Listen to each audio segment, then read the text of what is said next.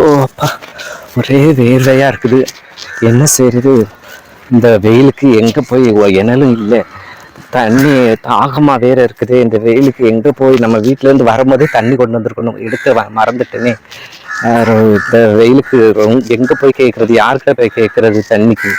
ஓ, தாகமா இருக்குதே. ஓ, அங்க ஒரு அக்கா வச்சிருக்கிறாங்க தண்ணி பாட்டில்.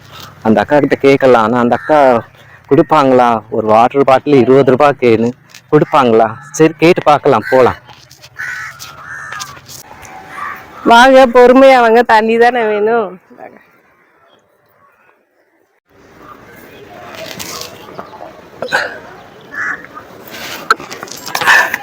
அக்கா, ரொம்ப நன்றிக்கா. நான் தண்ணி நீங்க கொடுப்பீங்களா கொடுக்க மாட்டீங்களான்னு நான் பார்த்துக்கிட்டே யோசிச்சுக்கிட்டே வந்தேன். அதனால நீங்க என்னுடைய தேவையை அறிஞ்சு உடனே நீங்க கொடுத்துட்டீங்க. தாகமா இருக்கு எனக்கு. இப்பதான்க்கா ரொம்ப நல்லா இருக்குது, கொஞ்சம் நிம்மதியா இருக்குக்கா.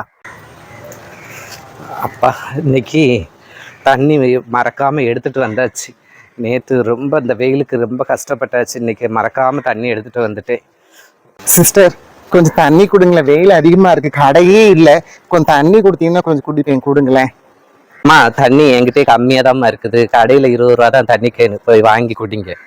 அன்புக்குரியவர்களே, இந்த கதையை நீங்க பாத்தீங்க. என்ன இந்த கதையில சொல்லப்படுதுன்னா, மனுஷர் உங்களுக்கு என்ன செய்ய விரும்புகிறீர்களோ அதையே நீங்க மற்றவங்களுக்கு செய்யுங்க என்று சொல்லி வசனம் சொல்லுது. பாருங்க, மத்திய சுவிசேஷம் 7ஆம் அதிகாரத்துல 12ஆம் வாக்கியத்துல அதான் சொல்லுது. இன்னைக்கு எல்லாரும் நமக்கு நல்லவங்களா இருக்கணும், எல்லாரும் நமக்கு உதவி செய்யணும்னு நம்ம நினைக்கிறோம்.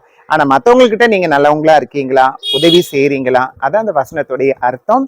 பிறருக்கு நல்லது செய்யுங்க, உதவி செய்யுங்க, கர்த்தர் உங்க தேவையை கத்தரா. அந்த சகோதரி தனக்கு வேணும்னு நினைச்சாங்க, ஆனா அவங்க திரும்பி கொடுக்கறதுக்கு அவங்களுக்கு விருப்பம் இல்லை.